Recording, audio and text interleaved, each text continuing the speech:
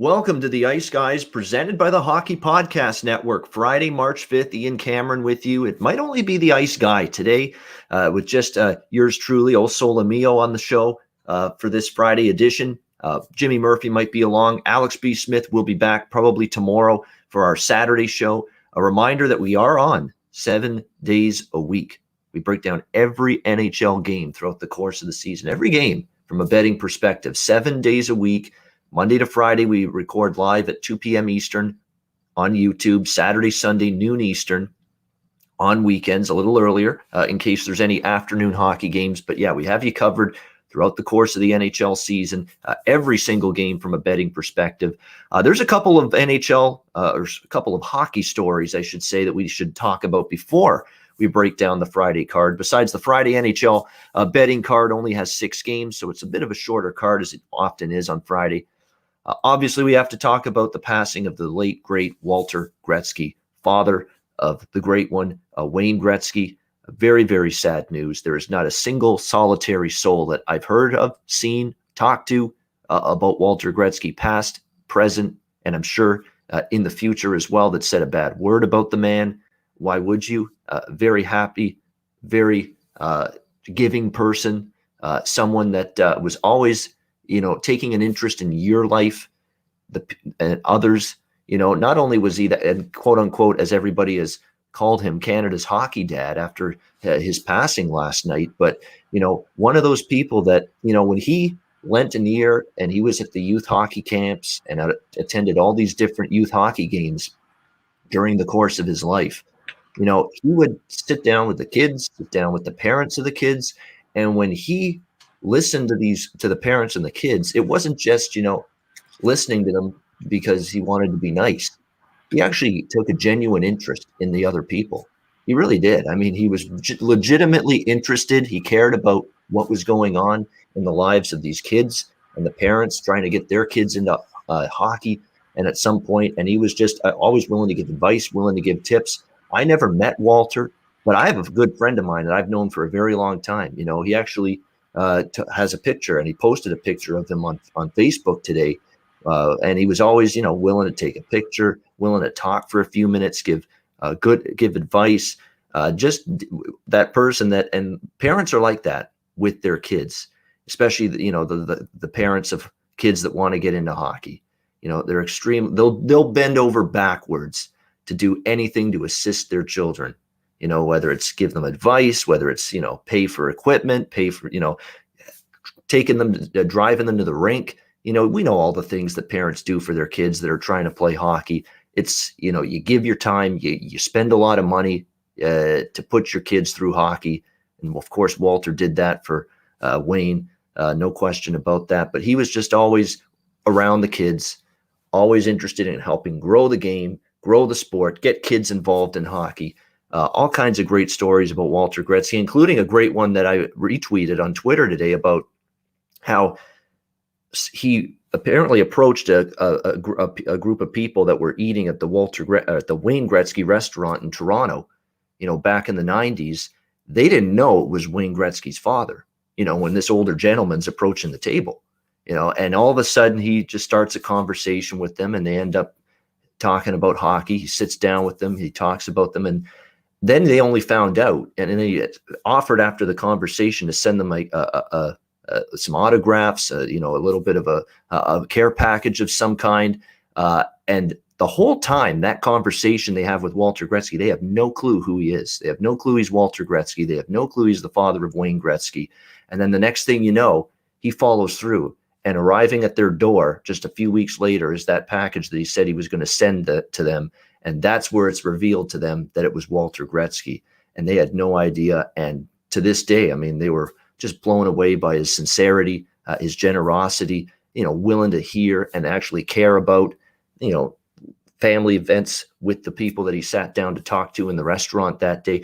Just, incredible stories left and right. And definitely rest in peace to Walter Gretzky, a truly great man. Speaking of truly great men, Jimmy Murphy has decided to come on and join me here on this Friday show. So there you go, Jimmy. I've given you a great compliment here. What can I say?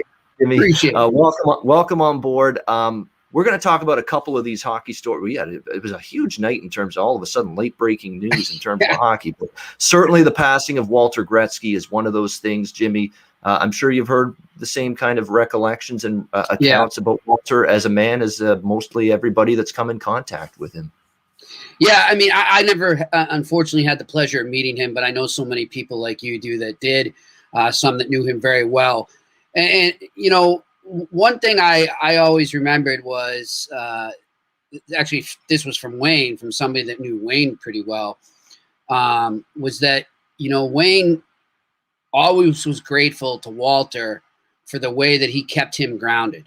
So when Wayne started to blow up, you know, Wayne was just, you know, the prodigy, the next, he was the great one, you know, and when he was coming in the league, the hype, everything, you know, all these kids deal with it. We see it now with the Crosbys, Ovechkins coming in now, McDavids, the Eichels, the Matthews, you know, so much hype around these guys, so many cameras always in their face, so much being written about them. And now with social media and everything, I mean, Wayne didn't have to deal with that, but he gave him credit for grounding him. You know, there's times where he said, look, I felt sometimes maybe my head was expanding a little too much and I was getting a little too full of myself.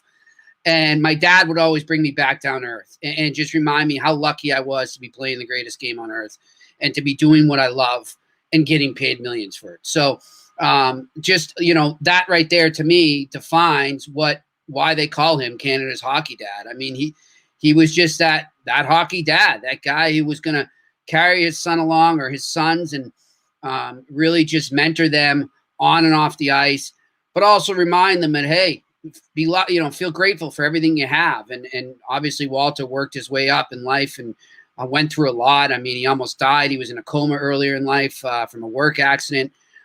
So just an inspirational story and, you know, rest in peace to him, and my thoughts and my condolences go out to the Gretzky family and everyone that was affected by Walter during the course of his 82 years on this earth. Yeah. And you know what? It's not easy for some people to be outgoing and be the one to spark a conversation with a stranger. Walter Gretzky did that all the time. I keep hearing from people that he was a big Toronto Maple Leafs fan. He attended so many Leaf games over the years, tons of them, you know, even when his health was starting to fail. There's Walter still going to the Scotiabank Arena, then Air Canada Center, and there he is going to Leaf games, and there he is.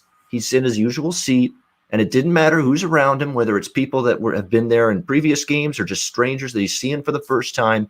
There he is, striking up conversation with people all around him, you know, and just, you know, and getting people involved. And he was an ambassador about their lives, and it's just unbelievable. Yeah, an ambassador for the game for sure, not just for his son, but I mean more so for the game. And you know, want to be? I mean, it's, you know, be a shame if he finally was about to see the Leafs hoist the cup and he misses it. But you know what? I'm sure they'll honor him if they do. And you know, he's always there, like you said, in his Roots jacket that he loves so much, wore everywhere. So he'll be missed for sure. Yeah, absolutely. No question. Rest in peace to Walter Gretzky. But you know, the silver lining in all this, we lose him and he's gone now, but he's not suffering anymore. That's I think the thing that you can take a solace with is that I'll say out there too, anymore. You know, Ian, I know some of our viewers out there too. I mean, I've lost my dad. I lost him 7 years ago. And I'm sure some of our viewers have been through that as well. And it never gets easy. In fact, it gets worse. Luckily for Wayne, he's got so many people around him and so many people to help him just think of the memories. And that's the biggest thing, right? I mean, that's what he's going to need and his family's going to need going through this right now is just talking about memories and laughs, you know, like think of all the funny times. That anytime I start to miss my dad and I get upset about, that's what I do. I think of jokes he used to play on my mother and stuff. So, you know, it's tough. It really is. And we forget the human element of the game sometimes. And we forget that these guys, even though they may be superstars, they're all humans. And right now, like any human being would go through, Wayne's going through a lot after losing his dad. Yeah, no question. And yeah, he had Parkinson's disease. That was pretty much well known. He was battling that for a very long time. But yeah, I mean, he still lived a very good life, and condolences definitely to the Gretzky family. The other piece of big news as we shift gears a little bit here, as we go, this is actually hockey related in terms of the NHL. A bombshell dropped, you know, late last night that the Calgary Flames are making a coaching change. Jeff Ward out even after they pulverized Ottawa 7-3 last night. And Darryl Sutter, yes, Darryl Sutter that a few years ago in an interview on Sportsnet said he was done with coaching. Apparently not. He is back. Darryl Sutter, the head coach of the Calgary Flames, back coaching the Flames for a second time. You remember he was there in the early 2000s. In fact, just a couple of goals away from a Stanley Cup championship with Calgary in that thrilling 7-game series with the Tampa Bay Lightning back in 2004. Remember Jarome Iginla, Mika Kiprusoff in goal. Those Flames teams way back in the day. Craig Conroy. I mean, we're going way back in time talking about those Calgary Flames teams. But yeah, Darryl Sutter back with the Calgary Flames. Of course, in between this stint that he's about to start with the Flames and the previous one was the incredible run with the Kings in LA, including 2 Stanley Cup championships, a great, successful tenure there. This is being done because I think it's a wake-up call. The sources close to Calgary, all the insiders, everybody close to the situation. Eric Francis always covers the Flames there in Calgary. They're all talking the same thing. This is a wake-up call hire, or that's the intention of it for the Calgary Flames, because they said the work ethic is slacked off. People are screwing around too. You saw it at the beginning of the Ottawa game the other night in Ottawa. They're screwing around in the pregame skate there. Firing butts, hitting each other in the head, not paying attention. That doesn't look like a team that's locked in when you're seeing stuff like that. So, at that point, it's just, we got to get these people, these players on this Flames team, snap to attention, get the work ethic up. We're slacking off in that regard. And this is where Darryl Sutter comes in. And the most exciting thing I'm looking forward to with Darryl Sutter being back is the press conferences. No doubt about it. Right. I mean, this guy is the king of the deadpan. No emotion on his face, but he'll say something absolutely hilarious that has the whole room just busting a gut. And you wouldn't know he's saying something funny if you look at him the whole time, because he's got that stoic, that usual rigid looking face on him the whole time. He's trying to say something funny. I mean, I posted a great YouTube video. Check it out if you haven't. Okay. Sutter it's like the greatest hits of Darryl Sutter in his press conferences. It is great. There's one that they say, "I'd like to score more than 1 goal." And then the reporter asks him, "What do you got to do to change that?" "Score 2." He says, "Yeah." "What's it going to take to change that?" "Score 2." And then they say, and then he says, "Your team hasn't, during the Kings years, your team hasn't been in a game 7 since 2002. How do you think they're?" "Who cares?" He says. "Who cares? What? So we're going to have a big announcement tomorrow that we haven't played a game 7, he says. Yeah. It's just, and then he says later on in the press conference, someone asks him, "How are you doing, Darryl?" "I'm doing good. I mean, I just found out a couple minutes ago here in the press conference that I haven't been in a game 7 since 2002. I don't know if I'm ready for it." Jeez, I can't wait. Like, he is just, he's a beauty when it comes to the press conferences, and I'm looking forward to a few more of those. And quirky. I like what he said when someone on the Kings, I believe it was Jarret Stoll at the time, was doing a car commercial, and get your new tires here. And Darryl Sutter says, "Yeah, I saw the commercial, and the first thing I thought is I'm going to make sure he gets me some tires for my tractor." It is, and it's all in that video, so check it out. It's absolutely hysterical. Yeah, that's a Sutter trait too. I mean, I don't know how much you know about his brothers and stuff, but I mean, I was talking with Brian Sutter for a story I was doing on Jake DeBrusk, because he coached Jake in the WHL, and it's just same thing, just that tone, that deadpan, dry sense of humor, and there was stuff like he would say, and I almost wouldn't catch it, and then I'm like, "Oh, wait," and then I start, he's like, and he'd be like, "That went over your head, eh, Murph?" Just like that. Yeah. That's how the whole Sutter family is. But no, Darryl Sutter would be, that's an interesting one there. You know what I mean? Like, I'll tell you what, I mean, I don't not like the hiring or the move. It's just, again, the timing is just so weird with the, from Mark Bergevin firing a goalie coach in the second period to Trey Living doing this. I mean, what's with this guy? Like, I don't know what's going on. If maybe it's just because we're in the middle of the pandemic and everything is so condensed and everything's so fast paced, and maybe they've sort of lost grip on how to handle things PR wise, or, the flow of news coming out of the, like, you don't just sit there and you're sitting in the press box and you're like, let's fire him. Let's put it out there, put the press release out. And that's what it seems like is going on right now. It's just like, what are they having a couple pops at the bar and like, you know what? F it. I want to fire him right now. You know what? Hey. Yeah. It kind of feels that way, like snap judgment or something. Brad, it's 3:30 a.m. Eastern time, 12:30 our time. I don't know if this is the best time to do it. Who cares? Get it out. And that's just what's going on right now. It's like a free-for-all out there. And I kind of feel for the coaches because that's just, you come off a win there. He's probably so, relieved and elated that they finally had a resounding win like that. And, that's probably the last thing in his head when he walked off the ice, that he was walking into an axe. So it's just, I feel for Jeff Ward. He's a great guy. I don't really think he was given enough of a shot there. I honestly, I think I've said this before. I don't think any coaches should be fired during the season because it's sort of like a one-off and it is so unique. I just don't think it's fair to put it all on the coaches. And to me, it's just another GM right now. Look, I like Trey Livin too, but it's just another GM trying to save his job. And the coach is paying the price. And unfortunately, like they say, you can't fire the whole team because that's what really needs to happen in Calgary. Because those guys, okay, they won last night. But when it comes down to it, they underachieved completely. And there is something fundamentally wrong, at least from the outside. This is how it looks. There's something fundamentally wrong in that dressing room right now. There isn't a lot of pride where I sit right now looking from afar and just watching the way they play. And like you mentioned the stuff the other night, it's just, that's what they need to look at right now. And, I wonder, did he try to make a trade and that didn't work out? We've heard Sam Bennett, right? It looked like he's been out of here like at least 3 times. And I'm wondering, because maybe a trade didn't work out, did he turn to the coaching change? Who knows? But Darryl Sutter's back, and the NHL recycling behind the bench continues. It is. It's to me, and it's not the worst. Deal too. Not a 3-year deal. This is not an interim situation. He is here for the long haul. He's here for 3 years. They're going to pay him well. They brought him a deal that they felt was good enough to get him off that Viking Alberta ranch of his on the farm there.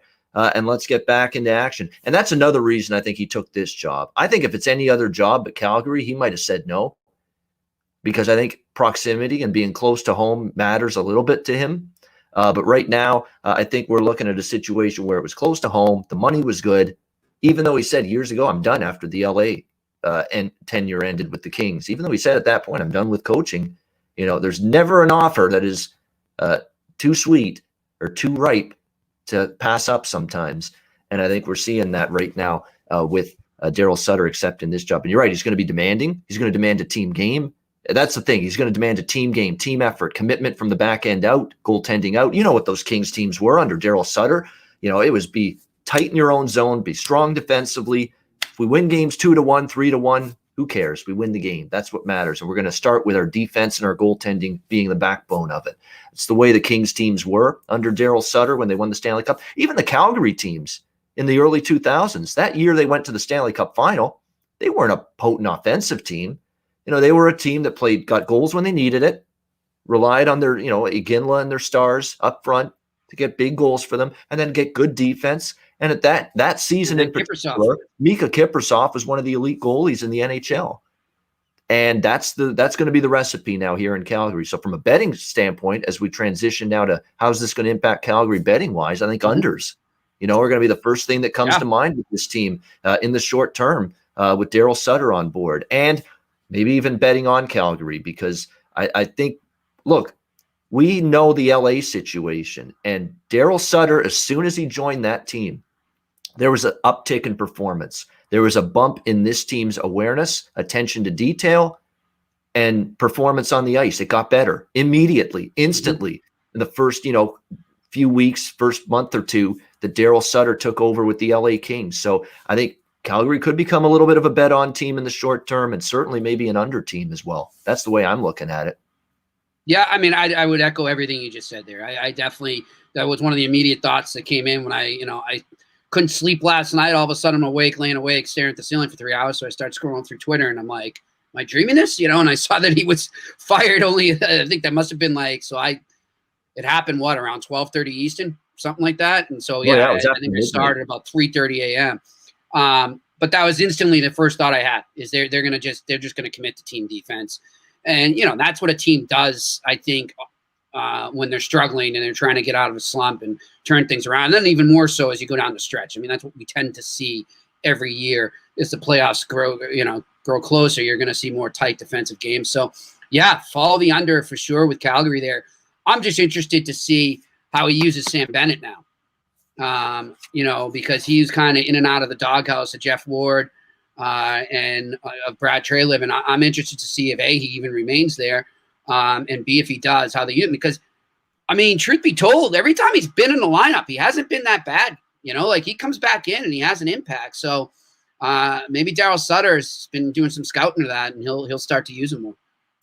Yeah, that's because Sam Bennett was a healthy scratch, last night against Ottawa. And does he get back in the lineup with Sutter? Is this a last gasp? Has the ship sailed on Bennett's time in Calgary already? Have they already made up their mind? He's going to get traded. Are they going to let Sutter work with him and maybe see if they can find something, another gear for out of Sam Bennett? I guess that's going to be the big decision moving forward. Because you're right, that guy should be better than he is for where he was drafted, for the expectations. And it just hasn't panned out. So, and Jacob Markstrom's back as well. So that's another reason why I think this, lower scoring ways for Calgary in the short term are going to be something that maybe takes a hold of this team. Yeah, they're going to have to rename the Eric Clapton song. After midnight, we gonna fire Jeff Ward. Yeah. After midnight. Yeah, because that's exactly when it happened on the East Coast anyway. After midnight, that the news came out that Jeff Ward was fired and Darryl Sutter was his replacement. And yeah, I thought, and you made a point about the pandemic, and I thought for sure in a pandemic season like this, condensed season, unique for everybody, maybe this is a year you give your struggling team and your struggling head coach a little bit of leeway, a little bit of wiggle room, a little extra rope, to maybe work through things. Apparently not in a couple of these cities. Nope. Montreal and Calgary specifically. So much for that theory. Not a shorter leash for some of these head coaches. Even in the middle of a condensed season caused by the pandemic. All right, so let's go to the Friday card. Let's break it down. We got 6 games on tap. We'll start with Washington, Boston, Bruins -130 to -140. Home favorites, 6 the total, shaded to the under in this one. What is it about Washington at TD Garden? I mean, they just play phenomenal and find ways to win against the Bruins at TD Garden. What is it, 8 or 9, I think now? That they've won in Boston against this Bruins team, pull one out the other night in a shootout over the Bruins. So give the Capitals credit. It was one of those weird games. It was actually one of those sleeper, as in put you to sleep games for a while. The shots in that game were 9-6 halfway through the hockey game. Like it was just very, very dull. The Bruins didn't get a shot until 4 minutes left in the first. Yeah. Oh yeah. The first period, they were just, I don't know what it was. There was like a force field. In the Washington zone, and they couldn't get through it, and they couldn't get into it. So from that standpoint, it's going to be a situation where I think when you look at it from a Bruins standpoint, I think generating a little bit more offense has to be your focus coming into tonight because you just didn't generate enough with the Capitals in the first game. Now you're going to try to get better in that regard here in the rematch. It's Vitek Vanacek once again in net here for the Capitals. Bruins going to go to Jarro Halak, though, tonight in goal. I think this game opens up at least a little bit more. I do lean over the total of 6 tonight. I think Boston's going to try to, at least be a little bit more assertive on the offensive end and kind of like that after a really low scoring game, one game. I kind of look for the reverse to happen the next game. So I do like the over here. I do lean Boston. I kind of think Boston has a chance to bounce back here, get the win, but I'm not in a rush to lay $140, not with Washington's dominance of the Bruins here in TD Garden. And Washington's been the team that's been on a little bit of a resurgence here their last few games, playing better hockey. So the lean is Bruins, but I'm going to leave that one alone. Just go with the over for me here in this game. What do you think, Jimmy? Capitals, Bruins? Am I muted? No? Okay. I didn't do it. There we go. You mentioned, I mean, the Capitals have all historically been a thorn in the Bruins side. I think if you take back to even 2015, they've only beaten them like maybe once or twice at home there, and maybe 4 times overall. So, I mean, they have had the Bruins number, and a lot of that had to do with Braden Holtby. He's not there now, but, Vanacek's been pretty good. I mean, I know he blew that game, that 5-3 game there, and he blew third period lead. Capitals ended up winning in overtime in the 2 games in Washington there.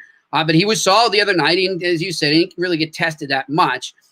You would think, yeah, the Bruins are going to open it up. I just don't know with who. Who are the Bruins opening it up with? I mean, their depth scoring has not been that great. It's been very inconsistent at best. You know what you're going to get from Pasternak and Bergeron and Marchand, but if the Bruins are going to hang with these clubs right now, and you look at the NHL standings, I mean, that East Division is insanely tight right now. You've got the Capitals and the Islanders tied atop the division right now with 30 points apiece. You've got the Flyers and the Bruins tied in second with 27 points, and then the Penguins are right there with 25. So these games are getting really big. I would think that the Bruins would come back, but I just don't see it right now, Ian. I'm going to go the other way. I like the Capitals in this one in regulation to beat the Bruins here. All right, like in Washington in regulation, and you can get that at a near plus 200 price with the Capitals there in regulation. So a really good price there on Washington to get the job done in 60 minutes. I was on Washington the other night, and they got the job done. And the Bruins have been a little bit more erratic lately. They had the really bad games back-to-back against the Islanders and the Rangers. Now, they did bounce back. They won the second game against the Rangers, but it's definitely been a little bit of a grind for this Boston team in recent games. We'll see if they get back in the win column tonight against Washington. Next up, we've got Tampa Bay, Chicago. The Lightning minus 190, road favorites, total 6 across the board. Boy, I took a small piece of Chicago last night. Tough one to lose for them. I mean, they go up 2-0. Pat Kane gives them the second goal. He continues to be marvelous. But boy, Tampa Bay just flipped it into another gear in the third period. And next thing you know, 2-0 becomes 2-1, becomes 2-2.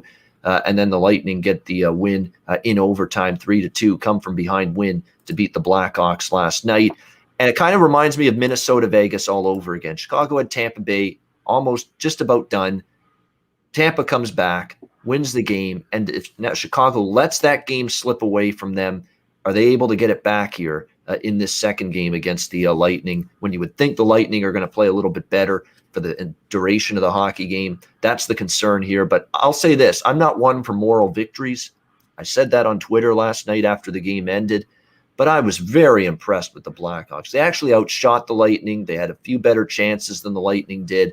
They went toe-to-toe with the defending Stanley Cup champions. I don't know if there's much more of an eye test or a visual piece of evidence that Chicago can give anybody to tell them that, hey, this is legit, this run they're on right now. This is a legit season they're putting together. It's a good hockey team right now. I'm staying off the side. It's obviously not going to be laying minus 190 or even the way Chicago played Tampa last night. I just don't think there's a lot of value with Tampa tonight. I don't know if I'm going to back Chicago either. But what I am going to be on is the over here tonight with Malcolm Subban in net for the Chicago Blackhawks. There could be a Curtis McElhinney sighting tonight for the Lightning as well to give Vasilevsky a rest. And remember, these two teams play each other again on Sunday afternoon, part of Hockey Day in America on NBC. So this could be that start where you rest Vasilevsky on a back-to-back, keep him fresh for Sunday, go with McElhinney tonight. Hasn't been confirmed, but they are kind of projecting that McElhinney could be the goalie tonight. So, and he's been kind of not quite as sharp as he's been in years past in a backup role. Saw the offenses get it going later in the game. It started out a very low scoring, scoreless after the first period last night, but then the offense started to roll after that. I really like this game over the total here, over 6 minus 110. I think we'll get more goals earlier in the game and enough to get that game over for the full game. Jimmy, what's your thoughts here with the Lightning and the Blackhawks? You know what? I'm right there with you. And great minds think alike. I love the over in this game. I nailed the under last night. I think it opens up. Legs will be a little tired, maybe some costly mistakes in the D zone, and we see this game go over. Even I would take it regardless of who's in net. So make that an official play for me on the over. All right, Jimmy and I like an over 6 with the Tampa Bay Lightning and the Chicago Blackhawks. We'll move on to Minnesota, Arizona, the Terry Edelman special, I guess you could say, whenever we talk Minnesota. Minnesota minus 135 to minus 140 road favorites, total 5.5 shaded to the under in this one. I think it's a pretty good spot for Minnesota. They're off the frustrating back-to-back road losses against Vegas. They should have won the first game. Vegas comes back in the third period. They win in overtime. and then they just fall flat the second game. They missed their chance to beat Vegas, and in the second game, Vegas was a lot better for the full 60 minutes, and they win 5-1 in the rematch. Now Minnesota goes to Arizona. It's a bit of a step down in class, although Arizona's coming off a nice win themselves against LA and the Kings, but I don't know. Minnesota's been pretty good. This is one of the few times they've lost 2 in a row, albeit they've lost to two pretty good lost both games to a very good Vegas Golden Knights team, playing their first games with fans in the building as well at T-Mobile Arena. So it was a bit more of a difficult opponent here for Minnesota. I like them in a bounce back. I like the Kaapo Kähkönen's in net because he's actually played very well his recent starts for the Wild. We've talked about it, how good this team in terms of who stepped up for them offensively. They've gotten a bunch of different contributors. Not so much for Arizona. Arizona as well, I think, still battling a couple of guys being in and out of the lineup. That's been a concern for Rick Tocchet's team all season. And the one thing about Arizona is they've kind of had trouble getting on a big win streak. They win one, and then they're more than likely to lose the next one. That's a concern. Darcy Kemper's still day-to-day, so you might see Antti Raanta back in net here tonight for the Arizona Coyotes. So the price is not necessarily a great bargain, but I'm going to go ahead with it anyway with Minnesota around minus 140 here in this game to get the win in Arizona. Jimmy, what do you think here? Wild, Coyotes. I love the way the Wild have been playing. They've been an exciting team. I actually was just listening to Billy Guerin on Hockey Central. He's pretty psyched about the way things are going right now. And they could be a team that, they're contending. They're for real. I mean, this isn't any mirage right now. They're for real. And I think they're going to be active at the deadline. But I just don't like this game for them for some reason right now. It just smells to me of a trap game. I know they're coming off the loss to Vegas, and they're going to want to redeem themselves. But, sometimes we see these teams when they go on a win streak and they lose a couple in a row. And then vice versa, when they lose a lot, they snap that, they win some. So I think that's going to be the case here. Give me the Coyotes as a home dog. All right, like in Arizona here, plus 120. Sorry, Terry. Yeah, sorry. There is, I think Minnesota's getting priced a little bit more like the team, like a pretty good hockey team, like not an elite team, but a pretty good hockey team. I think the fact that they're, minus 135 to minus 140, but on all accounts, this is, after 2 straight losses, I expect a focused Minnesota team, but the price definitely, I think from a value standpoint, there's a little on Arizona. So I got that same feeling I had with the San Jose game earlier this week, where just something's off about it for Minnesota tonight. So yeah, I'll stick with the Coyotes at home. All right, St. Louis, LA. We've got the Blues minus 130 road favorites, 5.5 the total, shaded to the under in this game. St. Louis has definitely picked it up again. They got, and this is actually a game where I think St. Louis really brings it tonight. Remember, LA went into St. Louis and beat them twice. I think this is a game where St. Louis remembers that and bounces back here in this game in LA. LA loses to Arizona the other night. It's a little bothersome that Ville Husso's in net. His numbers aren't great for St. Louis, above 3 goals against, below 900 save percentage. It's not that great. But you might see John Quick in net for LA tonight. He's the projected goalie. He's not been confirmed, and I think that makes it that cancels out any concerns I have with Husso if it's Jonathan Quick in net, because the last couple times he's been in there, he's kind of struggled. Cal Peterson's been the better of the 2 netminders. But you look at the Blues: Zach Sanford, Braden Shen, Ryan O'Reilly, Jordan Kyrou. I mean, their offense has come to life again. This is a team that is definitely getting their offense going again, which is good. Now, albeit they beat a bad Anaheim team, but they lost twice at home in St. Louis to the Kings. I don't think they're overlooking the Kings here in this spot, and they are now perking up in better form. The price is not terrible. It's around minus 120, minus 125. I'll lay the short road chalk here with the St. Louis Blues to get the victory. Jimmy, any thoughts here? Blues, Kings? Yeah, I'm going to go with 2 plays on this. I'm with you. I like the Blues in this. In fact, I'm going to go Jimmy puck line. Give me the Blues minus 1.5 in this one. And then give me the over as well. I like the over 5.5 in this. So those are my 2 official plays on this. Yeah, I lean over too. I'm waiting for Quick to be confirmed. If he's confirmed, I'll probably add this over the total as well. But Jimmy liking St. Louis puck line minus 1.5, which is a good price here, plus 195, as well as over 5.5. Next up, Anaheim, Colorado. The Avalanche minus 240, home favorites, total 5.5, shaded to the under. This is the one game I don't have a huge opinion on. I do lean a little because I've been riding Anaheim games over the total lately to the over here. 5.5 with Colorado is always kind of interesting, leaning that way to the over, although they did clean up the defensive game the other night against San Jose. Much better in the rematch. Remember, they were without Makar and Bowen Byram in both games against San Jose, but they were a lot better without them in the second game. It's looked like they adjusted some things. Their communication was better because these are the guys now that have played together now for multiple games in a row. They're still out tonight, by the way, Bowen Byram and Cale Makar. So they're not getting either of those guys back tonight, this Colorado team. Anaheim, on the other hand, they struggled with St. Louis. Boy, St. Louis has just completely owned Anaheim this year. The Ducks have definitely had some trouble with the Blues this season. Trevor Zegras, though, his impact on the team, even though he's not exactly lit up the scoreboard, has meant this team has been a little bit better in generating offense, at least, generating chances. So we'll have to wait and see on that. Someone asking about Nathan McKinnon and whether he will play. I believe he's okay to go tonight. Yep. I don't see him on the injury report. Yeah, he's fine. He's good to go in this game tonight. He'll be centering the top line, as always, with Captain Gabriel Landeskog and Mikko Rantanen. I do lean over the total. I don't know if I'll be adding it to the card, but I do lean in that direction. As far as the price goes, like Colorado is a little bit of a flight risk right now in this price range, laying this kind of big price. I mean, they should absolutely dominate Anaheim, who have now lost 8 games in a row. Anaheim's just in a tailspin, in a free fall, but it's just not a great value bet right now tonight in this particular spot, at least in my opinion, with Colorado.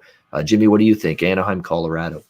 Well, there's not much value. Even if you go with the regulation on Colorado there, you're not getting much. But I do like them in the first period.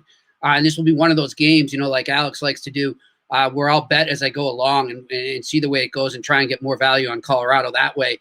I do. I like them in the first period. And by the way, I just saw from my colleague Adrian Dater from Colorado Hockey Now, McKinnon is back, and so is Gabriel Landeskog. After having a baby boy last night. So he is a new dad, and he'll be back in the lineup tonight, the captain for the Colorado Avalanche. All right, there you go. So maybe look at that first period. And again, first period, you lay the half goal plus 125 with that. That almost got there, Jimmy, with Vancouver last night against Toronto. Almost did. And then that damn power. And then they end up winning the game. They end up winning the game, yeah. So I know. I should have just went with the whole game. But yeah. But that's all right. It was a good thought. It was a good theory. And like I say, the late, great Dave Malinsky, one of my idols in this business, who passed away far too soon, Dave Malinsky, he always said, you put good edges into play, the results will follow more often than not, even if you lose. I'll take one out of the old quote book of Walter Gretzky. You can't score if you don't shoot the puck. Yeah, that's right. Right about that. And you don't score every shot, but you got to shoot. As long as you have good theories and good betting concepts, you're going to get things to work out in your favor in the long run for sure. Final game of this Friday slate, Vegas and San Jose. We've got the Golden Knights minus 210 to minus 220.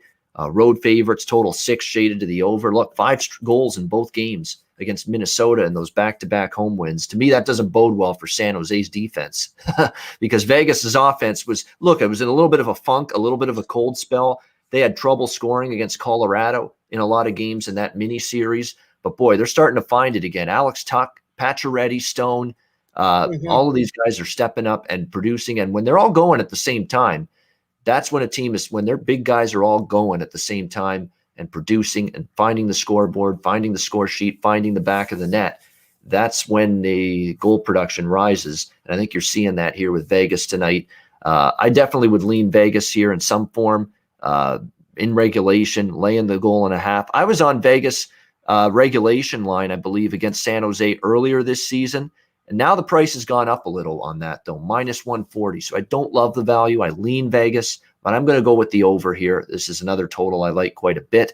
The Sharks can score, all right? The Sharks have been still a good offensive team, and they're off a shutout loss, but they've actually been very good offensively in games where they've been held to 2 goals or less in their previous game. They've actually been a good offensive bounce-back team. They've scored goals in bunches that game after they get held down. So I think they could find the back of the net themselves as well here in this game. You're right. Cody Glass is a good value goal scorer prop for the Golden Knights. No question about that, because he's been able to find the back of the net in recent games as well. I will get the price on that, since someone is asking what the price is on that. But that's definitely something that's worthy of consideration for sure. Cody Glass of the Vegas Golden Knights. So I will bring that up. I am just on the over in this game, over 6, which is minus 110 between the Golden Knights and the Sharks. Jimmy, what are your thoughts here? Vegas and San Jose. I'm right with you there. I like the over a lot in this game. Like you said, San Jose has been racking up some goals. I mean, yeah, they got shut out, but they finally came back down to earth. But overall, I mean, they got some young kids that can light the lamp. They just can't play defense and they can't get goaltending. That's the problem. I mean, they're up front. I like their forward group, to be honest. They've got some, guys that I think a lot of people haven't heard of yet, like a Ferraro or Leonard. Guys like, and yeah, I'm a UMass guy, so I'm going to plug them there. But they are good, solid scorers, and I think as time goes on here, they're going to be 20 to 30 goal scorers in the NHL. So they've got some high firepower up there, up front. So give me the over in this game. All right, Jimmy liking the over. Cody Glass is up to plus 425, plus 450. Some books score a goal tonight. So that is a really, really good price on that, no question. And again, he's a depth forward, but he's scoring now. And he's scored in multiple games recently. So those are the kind of situations sometimes you like to take advantage of. Yes, Tomas Hertl's been out actually for a while.